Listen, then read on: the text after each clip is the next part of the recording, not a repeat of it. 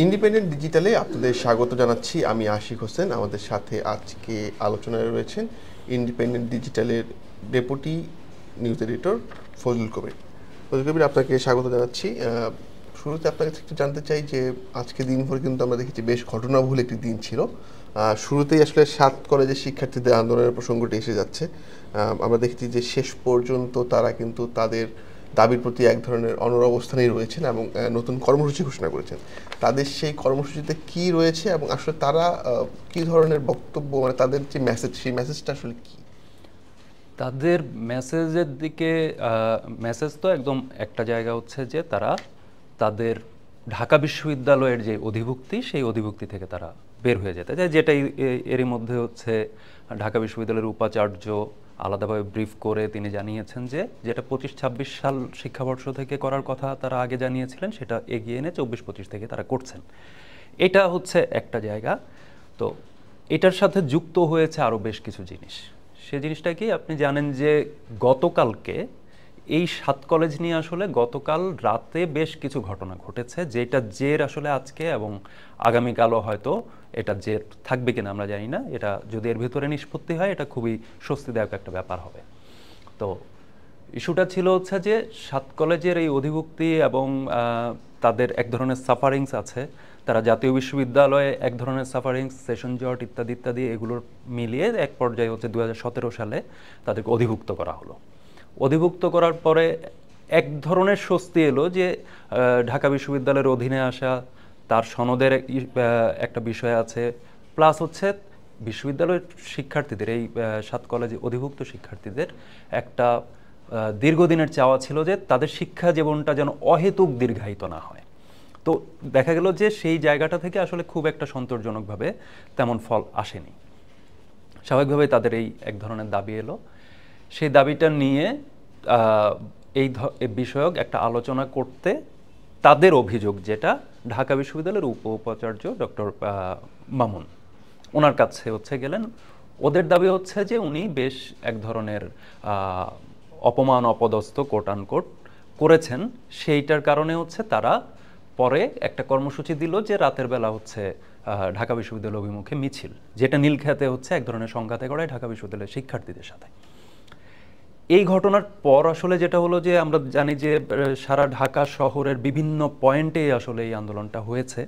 এই আন্দোলন হওয়ার পরে সংঘাত হয়েছে, রাতের বেলা মানুষ হচ্ছে ঘরে ফেরার সময় এক ধরনের সংকটের মুখে পড়েছে।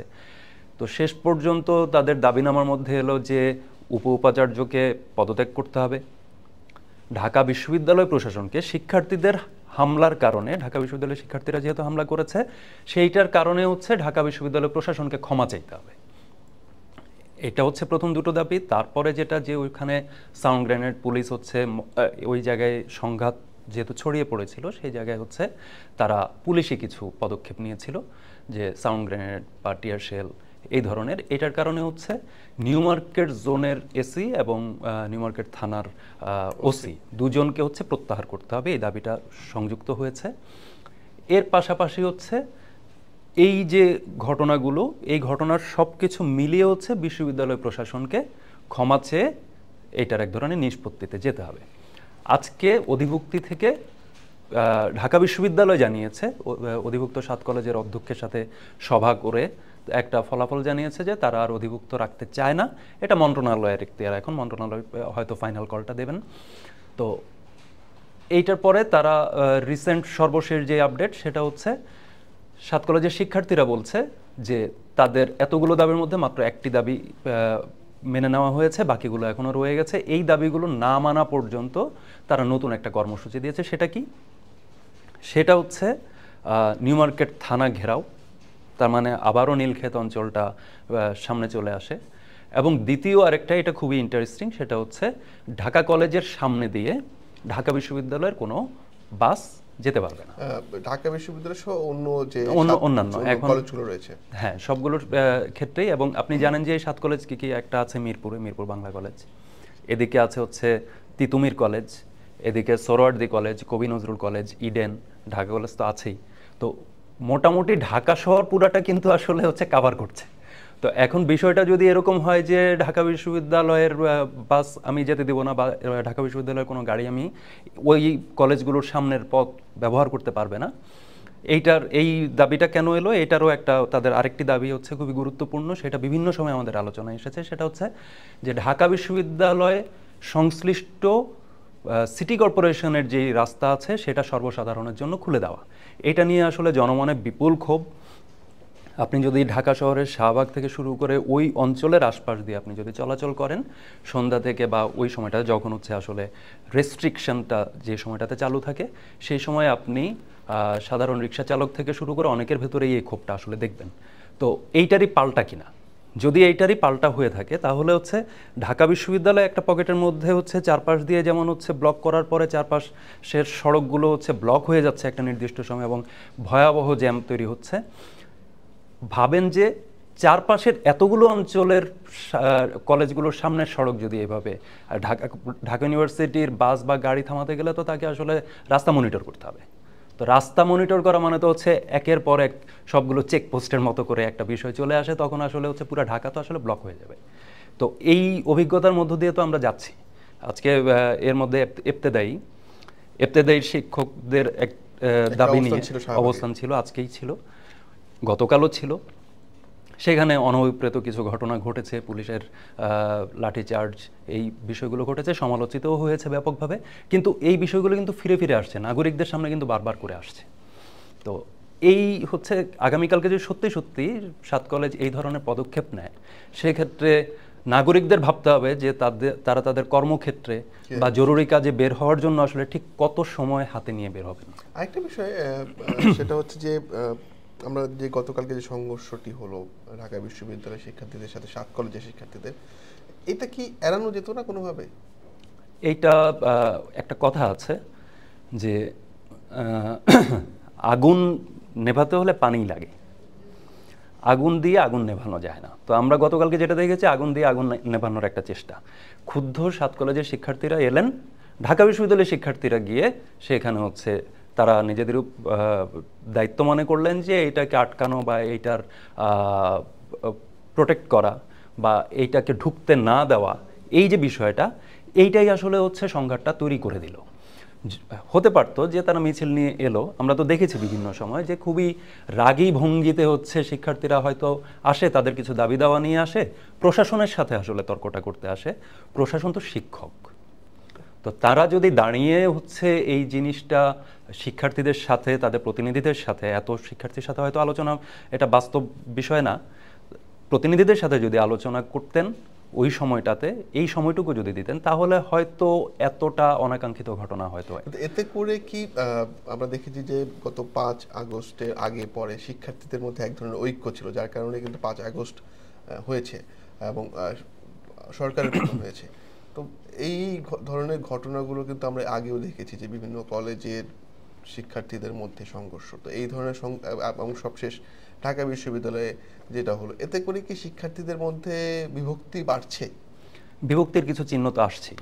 এর মধ্যে হচ্ছে বিভিন্ন তরফ থেকেই, আপনি জানেন যে ঢাকা শহরটা এখন হচ্ছে আন্দোলনের শহরে পরিণত হয়েছে। কে কখন কোন জায়গায় হচ্ছে ব্লকেট করছে, কোন দাবিতে করছে, সেটা রাস্তায় পথ চলতে গিয়ে না আটকানো পর্যন্ত আসলে অনুমানও করা যাচ্ছে না, পূর্বানুমান অনেক সময় খাটে না, আবার গিয়ে আটকানোর পরে হচ্ছে কি করা যেতে পারে।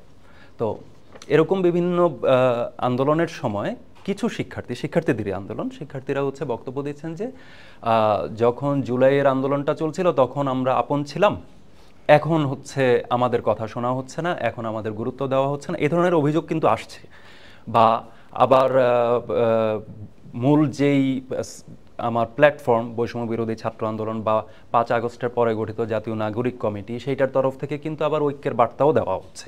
দুটোই আছে, অর্থাৎ অভিযোগ যেমন আছে যে আমাদেরকে এক ধরনের, এটা খুবই কোট আনকোট বিভিন্ন জায়গায় হচ্ছে আমরা সোশ্যাল মিডিয়াতে এরকম আন্দোলনের কারী শিক্ষার্থীদের তরফ থেকে আমরা পেয়েছি যে তারা এমন অভিযোগও করছেন যে তাদেরকে ব্যবহার করা হয়েছে। এই ধরনের অভিযোগও কিছু কিছু উঠেছে, উঠেনি যে তা না। তো এইটা তো আসলে এক ধরনের ঐক্যের জায়গায় এক ধরনের ফাটল হচ্ছে কিনা, আসলে আছে কিনা। বৈষম্য বিরোধী ছাত্র আন্দোলন যেটা বলছেন যে আমরা এখনো ঐক্যবদ্ধ, জাতীয় নাগরিক কমিটি যেটা বলছেন যে এখনো ঐক্যবদ্ধ, সেই জায়গায় একটা প্রশ্নচিহ্ন তো এঁকে দেয়। আরেকটা বিষয় বলি, যে আন্দোলনের কথা আপনি বলছিলেন, আমরা দেখতে পাচ্ছি যে আজকে মধ্যরাত থেকে কিন্তু ট্রেন চলাচল বন্ধ করার ঘোষণা দিয়েছেন ট্রেনের যে রানিং স্টাফরা রয়েছেন তারা। তাদের কিছু দাবি দেওয়া রয়েছে। তারা আসলে কি বলতে চান, এবং হচ্ছে এর প্রেক্ষিতে সরকার কি কোনো ব্যবস্থা নিচ্ছে যে যাতে করে এই ধরনের কোনো পরিস্থিতি তৈরি না হয়? কারণ এই রেল বন্ধ হয়ে গেলে কিন্তু সবচেয়ে বেশি ভোগান্তিতে পড়বেন আসলে সাধারণ মানুষ। রেলের এই ঘটনাটা আসলে হচ্ছে যে আমাদের একদমই 28 জানুয়ারি, এটা তাদের আগে থেকে একটা আলটিমেটাম ছিল, 28 জানুয়ারির মধ্যে যদি না হয় তাহলে 28 জানুয়ারি থেকে হচ্ছে তারা কর্মবিরতিতে যাবেন, এই ধরনের একটা কর্মসূচি তাদের ঘোষিত ছিল। কর্মসূচিটার প্রেক্ষাপট কি? প্রেক্ষাপটটা হচ্ছে তাদের একটা সুনির্দিষ্ট দাবি, সেটা হচ্ছে রানিং অ্যালাউন্স। রানিং অ্যালাউন্স নিয়ে রানিং অ্যালাউন্স কারা পায়? রানিং স্টাফরা পায়। রানিং স্টাফ কারা? ট্রেনের চালক যারা থাকেন, সহকারী চালক যারা থাকেন, টিটিই যারা থাকেন, টিকিট পরিদর্শক, তো এরকম যারা থাকেন, গার্ড যারা হচ্ছে ট্রেনটাতে আসলে আমরা যখন যাই তখন আসলে আমাদের সেবা একজন চালাচ্ছেন, তিনি নিশ্চিতভাবে আমাকে গন্তব্যে নিয়ে যাচ্ছেন। আরেকজন হচ্ছে আমার নিরাপত্তার জন্য গার্ড হিসেবে থাকছেন। আরেকজন হচ্ছে টিকিট চেক করছেন, যেটা রাষ্ট্রের তরফ থেকে অবশ্যই করতে হবে। তার ট্রেনের যেন হচ্ছে বিনা টিকিটে যেন যাত্রী না থাকে, বা ওইটার দেখভালের জন্যই হচ্ছে টিটিইর থাকতে হয়।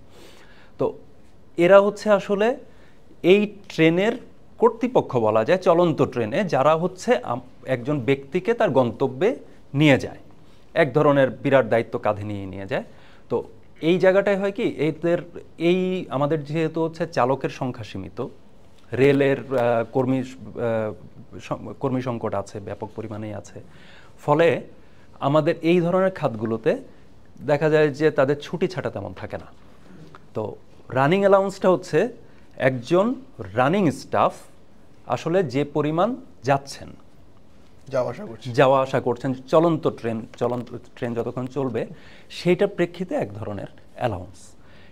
এইটা হচ্ছে আমার এক ধরনের স্ল্যাশ করা হয়েছে। স্ল্যাশটা কীরকম? যে আমার আগে টোটাল মাইলেজ অনুযায়ী পেতেন, এখন বলছে যে মাইলেজে 75% পাবে। তো এইটা আবার গিয়ে হচ্ছে এখন তার রেগুলার, এবং বলা হচ্ছে 75% মূল বেতন পার করে না। অর্থাৎ বেতন যদি ক্রস করে যায় 75% হিসাবে, উনি এমন পরিমাণই হচ্ছে মাইলেজ তার, যে তার ওই মাইলেজের 75% হিসাব করলেও তার বেতন ক্রস করে যাচ্ছে, তাহলে ওইটাও হবে না, উনি ওই বেতনটাই পাবেন মাসের। তো এইটার বিরুদ্ধে ওনারা এই নীতিটা পাল্টানোর জন্য, তারা আগে হচ্ছে পুরোটাই পেতেন, সেই নীতিটা পাল্টানোর জন্য দাবি জানিয়ে আসছেন, অনেকদিন ধরেই দাবি জানিয়ে আসছেন। নতুন সরকার আসার পরও ওনারা এই দাবি জানিয়েছেন। জানানোর পরে যেটা হলো যে নতুন সরকার, তাদের দাবি যে নতুন সরকার হচ্ছে এই অন্তর্বর্তী সরকার 3বার সময় নিয়েছে, 3বার সময় নেওয়ার পরে ফাইনালি আগেরটাই মোটামুটি বহাল রেখে দিয়েছে। এখন এই ক্ষেত্রে যেটা বলছে যে তাদের ক্ষেত্রে কয়েকটা জিনিস শিথিল করা হয়েছে, কর্তৃপক্ষ যেটা বলছে সেটা হলো যে 8 ঘন্টার যেই বাধ্যবাধকতা ছিল সেটা শিথিল করা হয়েছে, 100 মাইলের যে বাধ্যবাধকতা ছিল দুটোই শিথিল করা হয়েছে। সুতরাং তাদের এই দাবিটা আর খাটছে না। তো এইটা আলটিমেটলি একজনের যে কর্মী, যিনি ট্রেন চালক থেকে শুরু করে গার্ড পর্যন্ত যারা আছেন, তাদের যেমন হচ্ছে বেতন ভাতার ইস্যু, তেমনি এই অংশ বলছে যে আমি কেন বাড়তি ব্যয় হয় কিনা। তো এই জায়গায় একটা কোশ্চেন আসলে উঠেই যায় খুব জরুরিভাবে, সেটা হচ্ছে এই যে কর্মী বাহিনী, রানিং স্টাফ যারা, তাদের বেতন কাঠামোটা আসলে অত উচ্চ না। আপনি জানেন বাজার পরিস্থিতি ইত্যাদি ইত্যাদি, এগুলো মিলিয়ে এক ধরনের অস্বস্তি সবার মনেই আছে, সব জায়গাতেই আছে। তো সেই জায়গাতে আমরা দেখলাম যে কিছুদিন আগে সরকারি কর্মকর্তা কর্মচারীদের মহার্ঘ ভাতা নিয়ে এটা শেষে হচ্ছে স্থগিত হলো। কিন্তু ওই পর্যায়ে আমি যাচ্ছি, কিন্তু এই জায়গার বিষয়টা কিন্তু আমি দেখছি কিনা, আমার মনে হয় এই জায়গাটা কর্তৃপক্ষ পুনর্বিবেচনা করেন কিনা বা তাদের সাথে বসেন কিনা। তো বসে একটা সমাধানে আসাটা খুব জরুরি, কারণ আলটিমেটলি আপনি যেটা বললেন যে রেল যদি বন্ধ হয় তাহলে আসলে সাফার করবে কে? সাফার তো করবে একদমই সাধারণ মানুষ। বাংলাদেশে রেল ব্যবহার করে, নিত্য ব্যবহার করে হচ্ছে একদমই সাধারণ মানুষেরা। সুতরাং এই সাধারণ মানুষের ভোগান্তির কথা বিবেচনা করে এবং টোটাল রেলটাকে কিভাবে পুরোপুরি হচ্ছে আয়মুখী একটা খাত হিসেবে গড়ে তোলা যায় বা ওই স্মার্ট একটা বাহন হিসেবে কীভাবে গড়ে তোলা যায় সেদিকে নজর দিয়ে যদি এক ধরনের সমাধানের পথ খোঁজা হয় তাহলে মনে হয় জিনিসটা সমাধান করা সম্ভব। আরেকটা বিষয় যে আপনি বলছিলেন একটু আগে যে ঢাকা শহর এখন ইদানিং আন্দোলনের শহরে পরিণত হচ্ছে। আমরা দেখছি শুধু ঢাকা শহর না, দেশের বিভিন্ন স্থানে কিন্তু গুচ্ছ গুচ্ছ আন্দোলন হচ্ছে। কোথাও বিচারককে অবরুদ্ধ করা হচ্ছে, কোথাও স্কুলের প্রধান শিক্ষককে হয়তো জোর করে পদত্যাগ করানো হচ্ছে। তো এই বিষয়গুলো কি ধরনের বার্তা দিচ্ছে আসলে, মানে এতে করে কি সরকার কি সব জায়গাগুলোকে ঠিকমতো অ্যাড্রেস করতে পারছে না, নাকি তাদের আসলে দুর্বলতার জায়গাটা কোথায়? দেখুন, আমরা মানুষের স্বভাব কি? মানুষের স্বভাব হচ্ছে মানুষ একটা জায়গায় সম্ভাবনা আছে, সে তখন ওই সম্ভাবনার জায়গায় বেল বাজায় যে এই সম্ভাবনা আছে, দরজা খোলো, আমি সম্ভাবনাটা নিয়ে বেরোই। তো আমরা দেখেছি যে হচ্ছে 5 আগস্টের পর থেকে এখন পর্যন্ত নানাভাবেই হয়তো কিছু সংখ্যক মানুষ গিয়ে একটা দাবি বা 5টা দাবি নিয়ে একটা জায়গা ঘেরাও করলো। আমরা প্রচুর অবরোধ কর্মসূচি দেখেছি, প্রচুর ঘেরাও কর্মসূচি দেখেছি, এবং বিচিত্র সব দাবিতে যে ঘেরাও করলো। ঘেরাও করার পর দেখা গেল যে সে হয়তো 3টা দাবি নিয়ে গেছিল, একটা উইন করে বা 2টা উইন করে বের হয়ে চলে আসছে। তাহলে মানুষের কাছে এটাতে বার্তা কি যাচ্ছে? আমরা সর্বশেষ হচ্ছে বাংলা একাডেমি পুরস্কারের ক্ষেত্রে এটা দেখলাম। বাংলা একাডেমি পুরস্কার ঘোষিত হলো, ঘোষিত হওয়ার পর দেখা গেল যে একটা অংশ সাহিত্যিকদের ভিতরে, এটা আজ পর্যন্ত সোশ্যাল মিডিয়াতে ব্যাপক আলোচনা হচ্ছে যে এইবার যারা পুরস্কারটি পেয়েছিল তাদেরকে নিয়ে সে পরিমাণে ডিবেট ছিল না। কিন্তু একটা অংশ গিয়ে হচ্ছে ঘেরাওয়ের হুমকি বা ঘেরাও করলো, এক ধরনের সাউন্ড তুললো, তারপর দেখা গেল এটা বাতিল হয়ে নতুন তালিকা আসছে বলে আমরা জানতে পারলাম। তো বার্তাটা কি যাচ্ছে? বার্তাটা যাচ্ছে হচ্ছে একটা মোটামুটি গ্যাদারিং করে আমি যদি গিয়ে হাজির হতে পারি এবং একটা দাবি দেওয়া কিছু একটা নিয়ে যদি আমি দাঁড়াতে পারি তাহলে কিছু একটা অ্যাচিভ করে বের হওয়া সম্ভব। তো মানুষের তো দাবির শেষ নাই, প্রত্যেকেরই, আমাদের প্রত্যেকটা সোসাইটির প্রত্যেকটা লেয়ারে, আমরা বাজারের যখন এই পরিস্থিতি প্রত্যেকের দাবি আছে, শিক্ষার যখন এই পরিস্থিতি প্রত্যেকের দাবি আছে। তো সেই দাবিগুলো নিয়ে মানুষ যাচ্ছে কোন আশায়? যে আমি দেখতে পাচ্ছি যে এরকম 10টা উদাহরণ আমার সামনে আছে, ওরা গিয়েছিল, গিয়ে হচ্ছে তাদের দাবি আদায় করে নিয়ে এসেছে। সুতরাং মানুষ উজ্জীবিত হচ্ছে যে হ্যাঁ, আমি এখন বিচারকেরও পদত্যাগ চাইতে পারি, বিচারকেরও ক্ষমা চাইতে পারি, হ্যাঁ, এবং সুনির্দিষ্ট দুর্নীতির অভিযোগ বা এগুলো আমি সুনির্দিষ্টভাবে না তুলেও এক ধরনের দুর্নীতির অভিযোগ তুলে ফেলতে পারি। বা প্রধান শিক্ষক, এটা খুবই চমকপ্রদ একটা ব্যাপার। বাংলাদেশে সম্ভবত এত শিক্ষকের পদত্যাগ চেয়ে এত আন্দোলন গেল 5-6 মাসে যা হয়েছে, এত আন্দোলন আমরা দেখি নাই, এবং সেটা স্কুল পর্যায়ের। আমরা স্কুল পর্যায়ের শিক্ষার্থীরা সাধারণত তাদের শিক্ষকদেরকে অনেক উঁচুতে দেখে, হ্যাঁ। বিশ্ববিদ্যালয় পর্যায়ে দেখা যায় যে এক ধরনের নেগোসিয়েশন হয়, এক ধরনের ডিবেট হয়। সুতরাং ওইখানকার কালচার আর স্কুলের কালচারটা কিন্তু একরকম না, কিন্তু আমরা স্কুল পর্যায়ে এই জিনিসটাকে চলে যেতে দেখেছি। ফলে যখন স্কুল পর্যায়ে এই জিনিসটা চলে যায় তখন আসলে প্রত্যেকটা লেয়ারে আসলে এই জিনিসটা ছড়িয়ে পড়ে। এ কারণেই সম্ভবত আমরা যে উদাহরণগুলো যেহেতু আছে, গিয়ে দাঁড়ালে আমি পেয়ে যাচ্ছি, সুতরাং আমি যাব না কেন। অনেক ধন্যবাদ ফজলুল কবির, আপনাকে আবারও নিশ্চয়ই আপনার সাথে কথা হবে। আজ এ পর্যন্তই, দেখা হবে পরবর্তী আয়োজনে। ইন্ডিপেন্ডেন্ট ডিজিটালের সঙ্গেই থাকুন।